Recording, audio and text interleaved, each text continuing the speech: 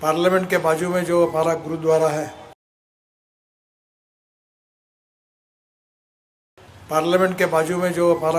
है, उसमें भी ऐसा ही कार्यक्रम हुआ था और उसके उद्घाटन के लिए मैं गया था। तो मैंने उनसे अनुरोध किया कि आप नागपुर में आइए और हमारे यहाँ भी कुछ लोगों की जान बचाने के लिए हमको सहयोग करिए।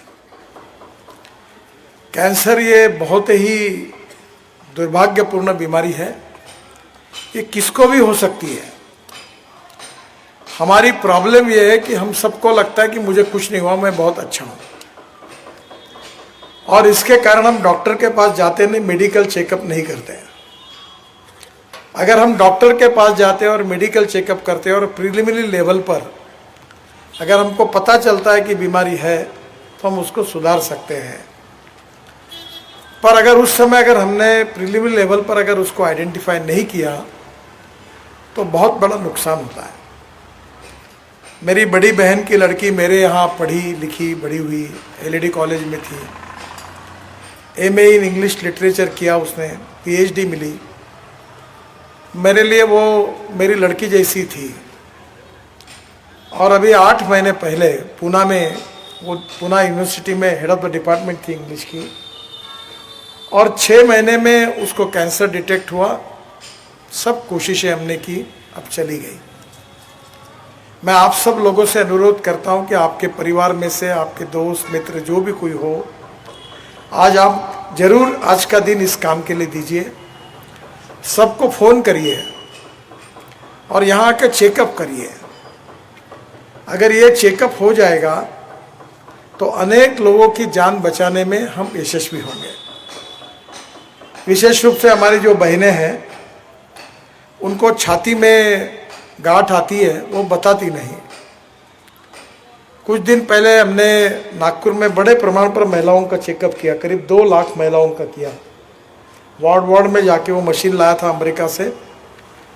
तो पागल खाना जो है छिंदवाड़ा रोड में, उसके अंदर जो महिलाएं थी उनको किया, वहाँ से 7 महिला कैंसर वाली निकली और करीब 3500 महिलाओं को कैंसर डिटेक्ट हुआ और हमने उनकी ट्रीटमेंट की और उन लोगों की जान बच गई। और इसलिए हमारे डॉक्टर डालीवाल जी इतने दूर से आए हैं, और वो इसलिए आए कि हमारे देश में, वो पंजाब में तो इतना बड़े प्रमाण पर ये समस्या है कि मुझे लगता है कि इसका कारण जो है, मैं अभी बीच में वाघा बॉर्डर पे गया था, तो पंजाब के मुख्यमंत्री भी मेरे साथ थे और तीनों एमपी भी थे।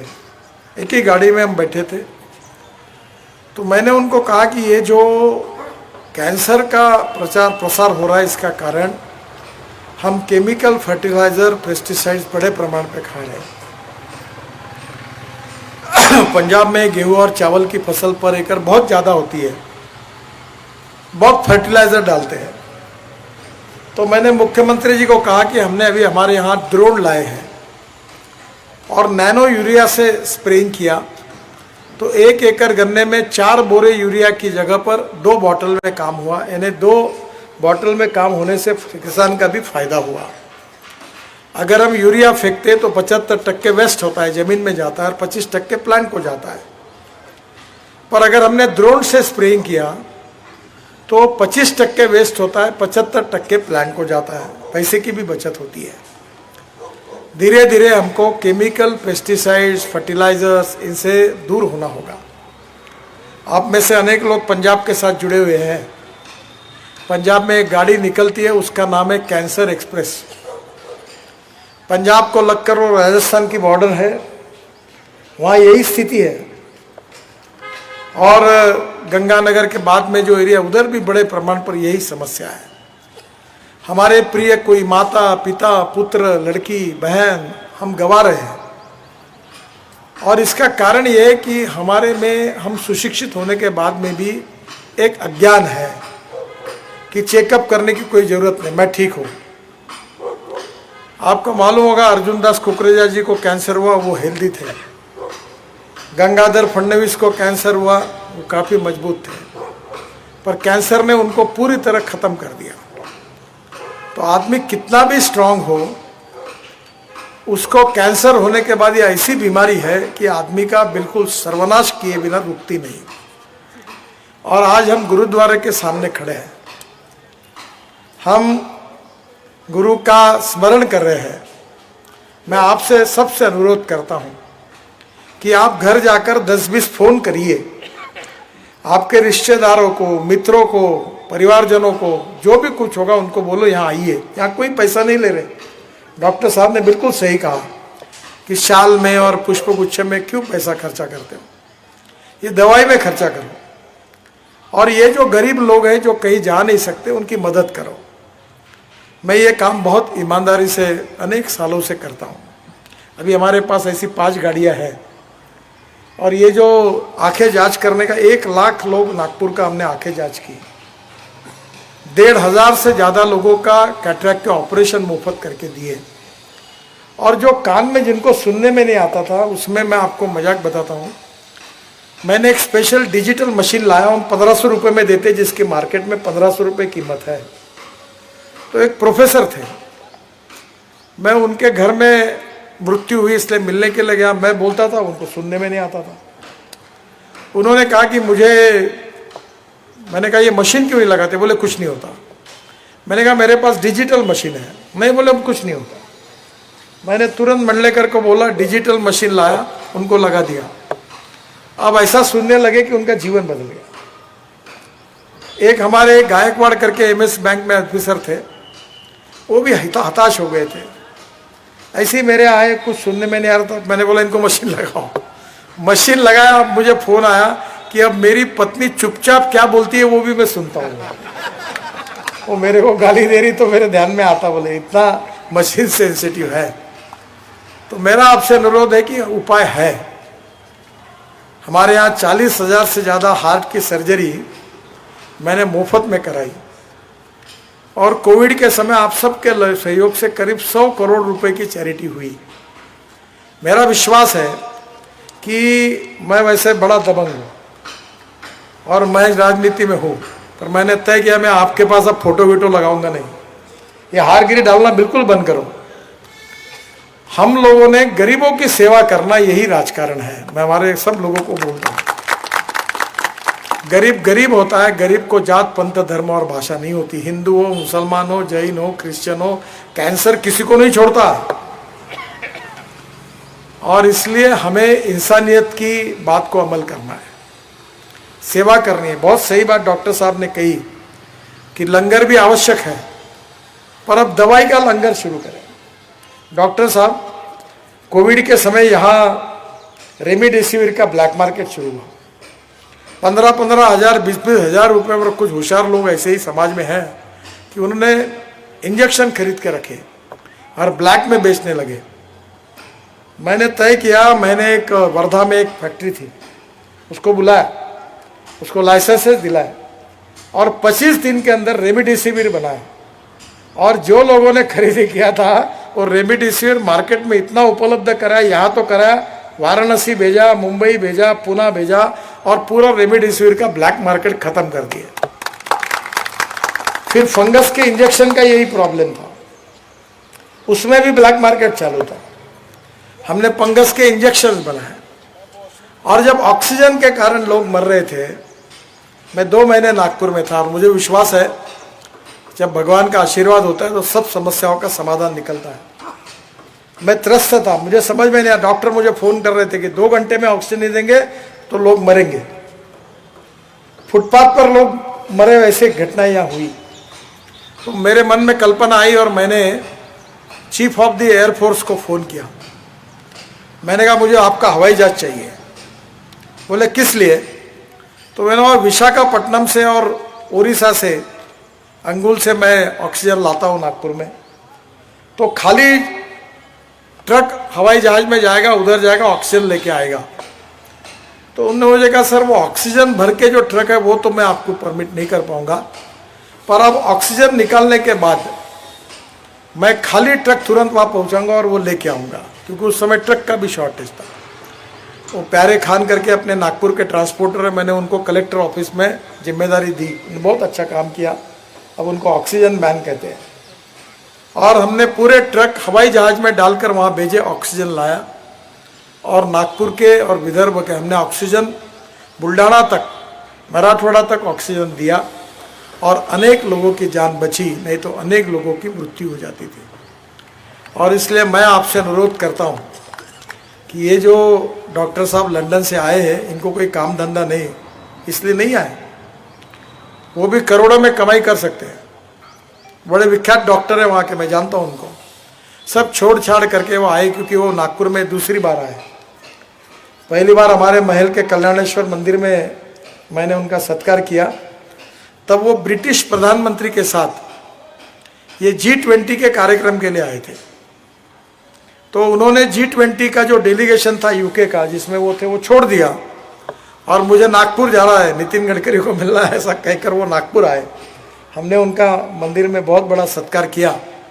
बाद में मैं दिल्ली के नकाबगंज गुरुद्वारे में उनके कहने पर इस ऐसी कार्यक्रम के लिए गया था और मैंने उनसे अनुरोध किया था कि आप नागपुर आइए। आज वो अपनी गाड़ियाँ लेकर आए, सब निःशुल्क कार्यक्रम है। आप जितने लोग बैठे उनसे मेरा अनुरोध है, अपने घर में ऐसे होशियार लोग निकलेंगे, नहीं मैं ठीक हूँ, मेरे को कुछ नहीं हो रहा है, ये ऐसे शाने लोगों को बोलो तेरी ज़्यादा शानपना मत लगा, बोलना चुपचाप जाओ और सर्टिफिकेट लेके आओ। ये आपको ज़बरदस्ती करना पड़ेगा, नहीं तो इनका शानपन बहुत महंगा पड़ेगा। आज होगा तो सुधर सकता है, कल गया तो जान जाएगी। तो आप सबको यहाँ ले आइए, फ़ोन करिए। उत्तर नागपुर में गरीब लोग हैं, झोपड़पट्टी में रहते, उनको लाइए, सबकी ट्रीटमेंट कराइए। दवाई भी यहाँ है और आगे अगर कैंसर का ऑपरेशन करना पड़ा तो उसके लिए भी मदद करेंगे। और एक बात मैं गुरुद्वारे का उसके लिए सहयोग चाहता हूँ कि हमारे यहाँ जो लड़कियाँ 14 साल से ऊपर हैं, उन लड़कियों को हम वो वैक्सीन देते हैं सर्वाइकल कैंसर का। तो मैंने बहुत जगह पर कार्यक्रम के अभी 10-1 हज़ार लड़कियों को दिया है। तो आप अभी मैंने DPDC में मैं अपने MP फंड से वैक्सीन खरीदने के लिए 50 लाख रुपए दे रहा हूँ और ये जो पूरा वाला है उसके यहाँ से सस्ते में वैक्सीन ला रहा हूँ। आपके एरिया में जितनी लड़कियाँ ऐसी हैं 14 साल के ऊपर, 14 साल के ऊपर, उन सब लड़कियों को ये वैक्सीन देने का कैंप हम जगह जगह कर रहे हैं, ये कराइए ताकि बेचारी कोई लड़की को ज़िंदगी भर कैंसर की बीमारी नहीं होगी, उनका जीवन सुरक्षित होगा। हमारे यहाँ तुकाराम महाराज कहते थे, जे का रंजले गांजले त्यासी म्हणे जो आपुले, तोची साधू ओळखावा देव तेथेची जाणावा। नामदेव जी ने भी यही संदेश दिया है। डॉक्टर साहब मैं बड़ा भाग्यवान हूँ, मैं नामदेव जी का जहाँ जन्म हुआ उस गांव का मैंने पूरा रोड अच्छा सीमेंट कंक्रीट का बनाया, अब उसके उद्घाटन के लिए मैं जा रहा हूँ नांदेड़ हिंगोली जिले में। तो नामदेव जी ने भी यही कहा है, सभी साधु संतों का एक ही कहना है। और इसलिए मुझे लगता है कि ये मुख में, स्तन में, गर्भथैली में, अस्थि रोग में, ट्यूमर एवं प्रोस्टेट कैंसर जो कुछ है उसकी निःशुल्क जांच, mammography, pap, smear, PSA, blood cancer, ये सब जांच आज हो जाएगी तो आपका जीवन सुरक्षित होगा।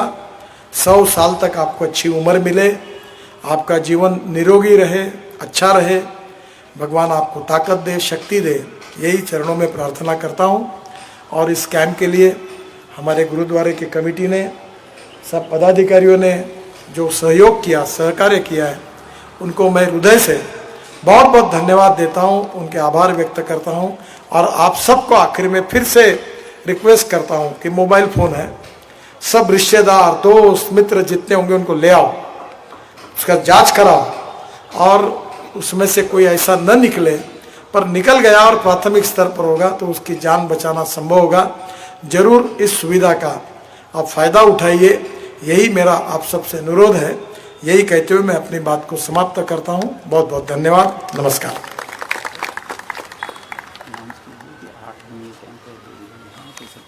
ये कैंप 8 दिन है और इसलिए आप रोज उत्तर नागपुर में सबको फ़ोन करके बुलाइए, लाइए, दिन भर इसका उपयोग होना चाहिए। कल भी यही है और अगर ज़रूरत पड़ेगी तो हम डॉक्टर साहब को कहेंगे। अभी मैं हमारे यहाँ मेरे एक डॉक्टर पाराशर करके आते हैं जोधपुर के, वो सब जितने के पास कमर का पैर का ये है जो स्ट्रेचर पे लाते हैं उनको 2 सेशन में सुधारते हैं। वो डॉक्टर उगे मुगे का हिंगना में आश्रम में वहाँ है, रोज 100 पेशेंट आते हैं और उनके यहाँ जोधपुर में स्पेशल ट्रेन जाती है, इतने लोग जा रहे देश से। अभी उनका मृत्यु हो गया, उनका पुतले का अनावरण करने के लिए मैं जोधपुर गया था। तो कहीं ना कहीं किसी बात का, हमारी बीमारी का उपाय कहाँ है ये बता नहीं सकते। मैं भी रोज 2 घंटे दिया, किसी का भी फोन आए, कोई भी राजनीति गए गड्ढे में, पहले अपनी हेल्थ देखो। मैं सुबह 2 घंटे प्राणायाम करता हूँ, व्यायाम करता हूँ। अपनी सेहत अच्छी रखो, और सेहत अगर अच्छी नहीं रहेगी, ना गाड़ी काम की है, ना बंगला काम का है, ना बेटे काम के है, ना कोई काम का है। तो पहली बात, first priority to health, second ईमानदारी की वेल्थ, और थर्ड फिर बाकी जो करना है करो। मेरा अनुरोध है कि हमें ये कैंप और यहाँ है और इसका फ़ायदा आप सब लोग उठाइए, लोगों को बताइए। यही अनुरोध करते हुए अपनी बात को समाप्त करता हूँ। धन्यवाद।